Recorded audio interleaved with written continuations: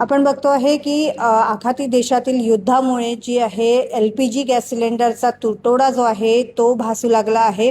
नागपुरात देखील आपण बघतोय की अनेक गॅस एजन्सीच्या समोर लांब लांब रांगा ज्या आहेत नागरिकांच्या पाहायला मिळत आहेत। त्याशिवाय कमर्शियल सिलेंडर आहेत ते न मिळाल्यामुळे अनेक हॉटेल्स जे आहेत ते बंद पडलेले आहेत, तर कुठे कोळशाच्या भट्टी पेटवल्या जात आहेत आणि चूल पेटवल्या जात आहे। नेमकं नागपूर शहरामध्ये LPGचा पुरवठा कशा प्रकारे आहे, काळाबाजारी नेमकी नागपूरमध्ये झाली आहे की नाही, या सर्व संदर्भात आपण बातचीत करणार आहोत। अन्न पुरवठा विभागाचे अधिकारी विनोद काळे आपल्या सोबत आहेत आणि त्यांच्याकडनं नेमकं नागपुरातली काय परिस्थिती आहे ती जाणून घेणार आहोत।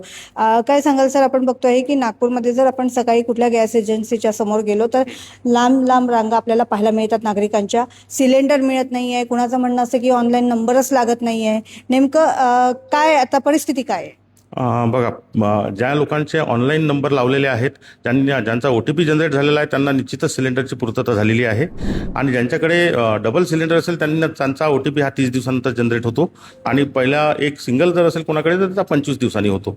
आणि बरेचसे लोक एवढं असून सुद्धा पुन्हा ते साईट वापरण्याचा प्रयत्न करतात आणि त्याच्यावर बुकिंग करण्याचा प्रयत्न करतात, त्याच्यामुळे तिथे एरर येतो आहे आणि ती लिंक बंद पडत आहे।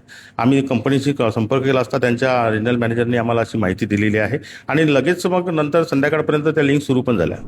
नक्कीच। तरी देखील आपण बघतो आहे की मोठ्या प्रमाणात लोकांमध्ये एक भीती आहे की सिलेंडर नाही मिळणार। त्यासोबतच कमर्शियल सिलेंडरला घेऊन देखील आपण बघतो आहे की हॉटेल व्यावसायिक आहेत त्यांच्यामध्ये देखील मोठ्या प्रमाणात संभ्रमाची स्थिती आहे। सिलेंडर मिळत नाही आहेत आणि अनेक हॉटेल जी ती बंद पडली आहे। केव्हा पर्यंत हे सुरळीत होईल किंवा कमर्शियल सिलेंडरचं नेमकं काय कशी परिस्थिती आहे? बघा, माननीय जिल्हाधिकारी नागपूर यांनी सगळ्या IOCL, BPCL आणि HPCLच्या अधिकाऱ्यांची बैठक घेतली आमच्यासह आणि परिस्थिती जाणून घेतली आहे। आणि डोमेस्टिक जे गॅस सिलेंडर्स आहेत त्यांची पूर्तता आणि त्यांचा आवक साठा आणि त्यांचा स्टोरेज साठा नागपूर शहरामध्ये भरपूर आहे।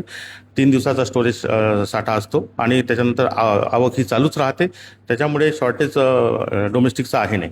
राहिला कमर्शियलचा, तर कमर्शियलचा गव्हर्नमेंटनीच थोडा बॅन आणलेला आहे की जे आवश्यक इन्स्टिट्यूट आहेत गव्हर्नमेंटचे त्यांनाच फक्त कमर्शियल सिलेंडरचा पुरवठा होत आहे आणि ते इन्स्टिट्यूटची आम्हाला मागणी कळवतात आणि त्या मागणीनुसार आम्ही कंपनीला कडून त्यांना सिलेंडरची पूर्तता करत आहे। नक्कीच। काळाबाजारी किंवा साठेबाजी होऊ नये म्हणून आपल्या विभागाद्वारे जे आहे अनेक ठिकाणी धाड सत्र राबवलं जात आहे। आतापर्यंत किती अशा ठिकाणी जी आहे हे धाड पडलेली आहे आणि कुठे काळाबाजारी केल्याचं निष्पन्न झालं आहे का? माननीय जिल्हाधिकारी नागपूर यांनी दिलेल्या निर्देशानुसार दक्षता पथकं तयार करण्यात आले आणि आमच्या नागपूर जिल्हा शहरामध्ये माझ्याकडे 6 झोन आहेत आणि 6 झोनमध्ये आम्ही हे पथकं तयार करून तेथील गॅस एजन्सीची पाहणी करत आहे। आणि काल पण आम्ही 4 एजन्सीला भेट दिल्या, त्याच्या अगोदर पण 3 एजन्सीजला भेट दिल्या। ज्या ठिकाणी गर्दी आहे, ज्या ठिकाणी आरडाओरड होत आहे किंवा काही तक्रारी येत आहे किंवा काही फोटोज लोक मीडिया ग्रुपवर टाकत आहेत, त्या अनुषंगाने आम्ही तिथे जाऊन पाहणी करत आहे आणि लोकांना पण सांगत आहे की पॅनिक होऊ नका, सगळ्या गोष्टी बरोबर आहेत आणि अफवांवर विश्वास ठेवू नका।